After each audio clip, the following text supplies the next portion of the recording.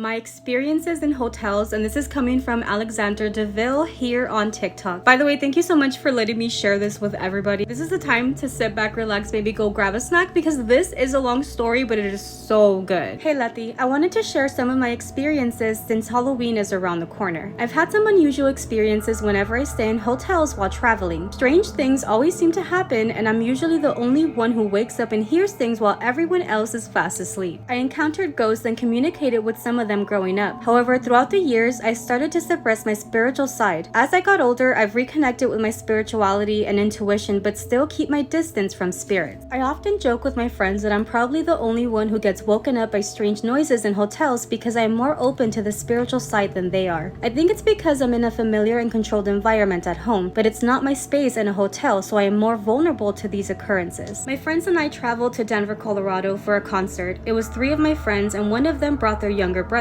whom we all call Steve for his privacy, who is a few years younger than us. All 4 of us slept in the bedroom while Steve stayed in the living room on the couch. I remember hearing banging on the door in the middle of the night. I assumed it was Steve who needed to use the restroom, which was in the bedroom. Despite the loud noise, none of my friends in the room seemed to have woken up. Feeling tired, I assumed Steve would figure out that he just needed to slide the door open, so I didn't bother getting up to open the door and fell back to sleep. The next day, I asked Steve why he had been banging on the door if all he had to do was slide it open. He looked confused and denied ever waking up during the night. Everyone was a little unnerved, so I changed the subject to prevent them from getting scared. Later that day, they received the news that their uncle had passed away the night before. We couldn't help but wonder if it was their uncle who had been banging on the door the previous night. This other time, we went out of town and had to stay in a hotel. But before I continue my story, I want to mention that I have been a devotee of La Santa Muerte for 2 years here on Dia de los Muertos. Steve asked me about La Santa Muerte and said he had heard she was bad. I explained that the Santa Muerte is not inherently bad. It depends on the intention of the person seeking her help. Some people may misuse her power for negative purposes, while others use it for good. In general, she cares for and protects her devotees. She is not for everyone, but she deserves respect because we will all see her when the day comes. I also mentioned that I always light a candle and pray to her for our safety when traveling. After our conversation, we called it a night and went to bed. It was the next day. We checked out of the hotel and started driving back home. On our way, Steve told us that he had seen a dark shadow sitting next to my feet on my side of the bed. He mentioned that he blinked several times to make sure he was seeing right.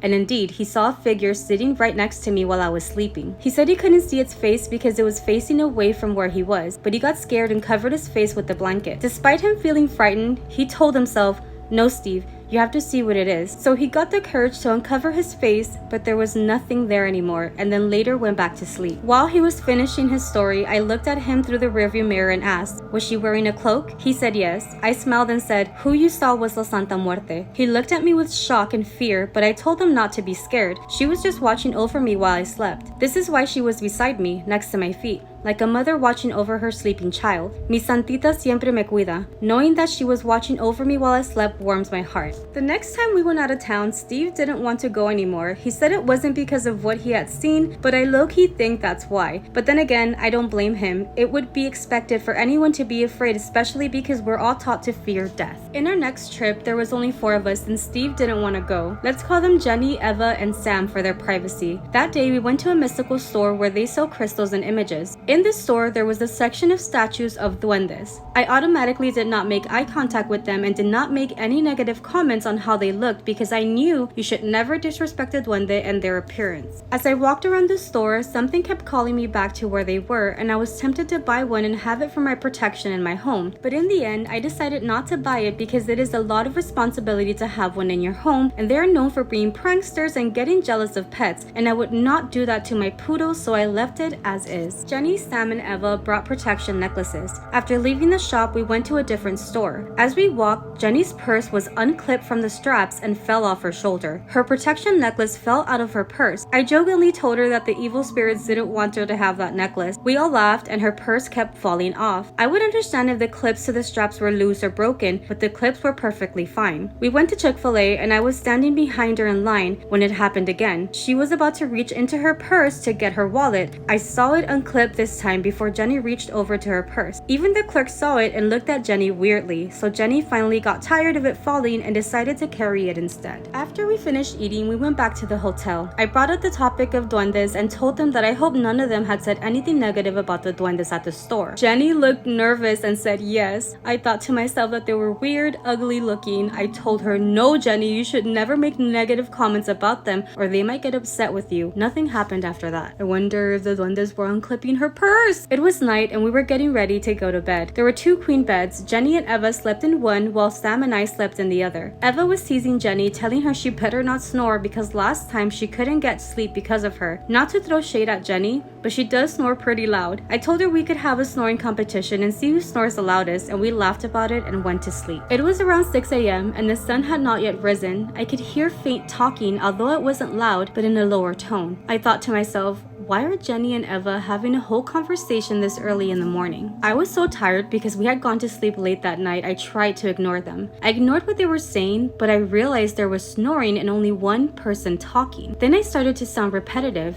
and I thought, wait, that kind of sounds like a spell or a ritual or something. Who the fuck is casting a spell right now and on who? So I kept my eyes closed and focused on what was being said. That's when I realized the small voice was saying, "Accept your eyes," in a rhythm with Jenny snoring. So I figured Ava was probably talking in her sleep. Jenny kept snoring and the little voice kept saying, "Accept your eyes." I really had to go pee, so I got up to go to the restroom and also to see who was talking. When I got in front of the bed, I realized Eva was not moving her mouth. I looked to see if there was anything in between that could be making that noise, but there was nothing. That's when I realized it was coming out of Jenny, even though she was snoring loudly. Oh, I got chills. Wait. I told myself it was way too early for the paranormal shit, and I really needed to pee. So I went to the restroom and did my business while listening to the voice, and the voice stopped as soon as I flushed the toilet. Then I came out and everything was the same, except there was no longer a small female voice saying, "Accept your eyes." I decided to go back to sleep and tell them about it in the morning. In the morning, I told them what I had heard, and Jenny was in denial. I told her, "Jenny, I wouldn't make this up," but I think she was scared to accept that the voice was coming out of her. She even said that sometimes people mumble when they snore, but I told her, "No, Jenny, this was a completely clear voice saying, 'Accept your eyes.' While you snore, there is no way you can do both at the same time." Then I remembered that I have an app that records my sleeping patterns and sometimes records noises while I sleep. The recording is not as clear as it was in person, but in person it was crystal clear on what was being said. I will see if I can somehow submit the audio to you. I am not good with editing audio, but I tried to reduce Jenny's snoring so that you can hear the small voice saying, "Accept your eyes." I did ask Jenny for her permission to submit the audio, and I do have the audio. We will continue to travel together and occasionally see or hear things, but I just keep it to myself, and if they hear something, I try to make an excuse up so they don't get frightened. My friends believe the message was intended for me, encouraging me to embrace my third eye as I no longer communicate with the spirit realm, as I did when I was younger. Out of the 4 of us, I was the only one who heard the voice. I think the message was more for Jenny to accept what she sees when encountering a duende and to never disrespect a duende. But who do you think the message was for? Personally, I feel like the message was for him because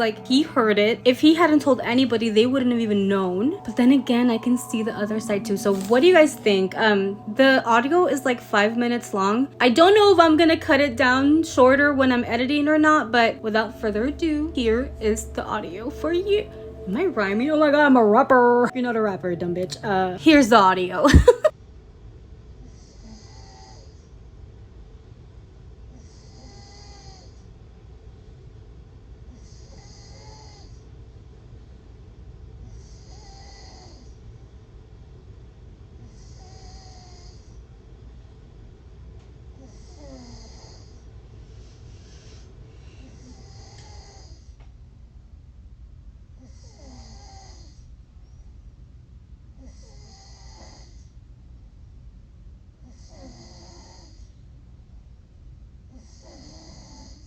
So, after hearing the audio, what do you think? Did you hear it? Who do you think that message was for? Please leave it in the comments.